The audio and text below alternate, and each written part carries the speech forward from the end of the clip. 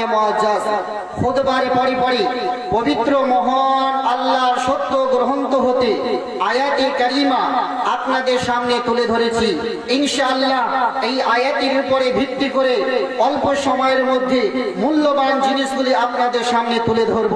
আল্লাহ তাবারক ওয়া তাআলা আমাকে যেন সত্য সত্য জিনিসগুলি আপনাদের সামনে তুলে ধরার তৌফিক দান করেন এবং তার উপরে সর্বপ্রথমে আমাকে এবং শ্রোতাদের সকলকে এর উপরে যেন আমল করার জন্য তৌফিক দান করে। সকলে মিলে আল্লাহুম্মা আমিন।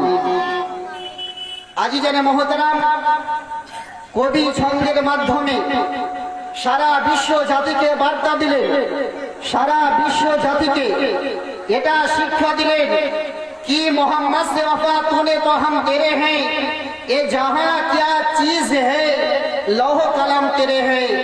आज যদি নবী মুস্তাফার সঙ্গে মোহাব্বত রাখি, আজ যদি নবী মুস্তাফার সঙ্গে ভালোবাসা রাখি, তাহলে নিশ্চয় সারা জগৎ দুনিয়া জুড়ে ওই ব্যক্তির হয়ে যাবে। জোরে বলুন সুবহানাল্লাহ। मोहम्मद की मोहब्बत दीने हक की शर्त अव्वल है, मोहम्मद की मोहब्बत दीने हक की शर्त अव्वल है। होगा इसी में खामी तो सब कुछ नामुकम्मल है। नबी मुस्तफा सल्लल्लाहु ताला अलैहि वसल्लमेर मोहब्बत ভালোবাসা ইসলামের প্রথম শর্তই হলো নবী মুস্তাফার ভালোবাসা। যদি নবী মুস্তাফার ভালোবাসার মধ্যে, যদি নবী মুস্তাফার মহব্বতের মধ্যে, রাসূলে কায়নাতের প্রেমের মধ্যে যদি ত্রুটি হয়, তো আপনার সমস্ত জিনিস বিফলে চলে যাবে।